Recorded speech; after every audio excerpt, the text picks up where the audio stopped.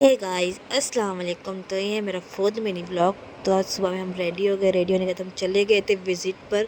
Visit वगैरह complete कर दिया। विज़िट कंप्लीट करके मुझे भी ज़्यादा चाय, तो फिर मेरे हस्बैंड ने मुझे चाय पीने लेके गए। माशाल्लाह यहाँ की बहुत टेस्टी चाय थी। उसके बाद हम चाय पी के हम निकले, तो उतने में मेरे हस्बैंड की सिस्टर का कॉल आया कि उनकी ससुरी की तबीयत ख़राब थी, इसलिए हम वहाँ दवाखाने उनको देखने के लिए चले गए।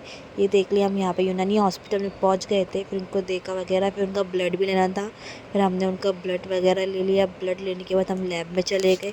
लैब में जाने का उनका सैंपल वगैरह हैंड ओवर किया और अर्जेंट में उनका सैंपल डाला। उनको सैंपल सबमिट वगैरह करने के बाद फिर मुझे जाना था मेरी मम्मी के पास भी।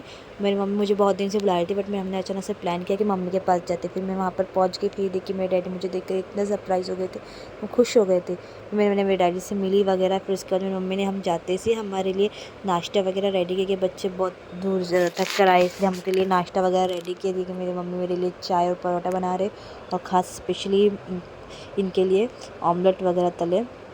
फिर हम लोग नाश्ता पेट भर के नाश्ता वगैरह किए। फिर उसके बाद हमने इतना इन्जॉय किया। इन्जॉय करने के बाद मेरे डैडी का ब्लड वगैरह ले लिए। उनका ब्लड वगैरह लेने के बाद उनके भी लैब में हमको सैंपल लेना था, तो फिर मैंने भी उनका लैब में सैंपल पहुंचा दी। उसके बाद हम वहाँ से चले गए। वहाँ से चले जाने के बाद हम लोग घर पर आ गए। सब काम करके थोड़ा बहुत थक गए थे। मैंने यहीं पर ब्लॉग एंड किया। बाय, अल्लाह हाफ़िज़।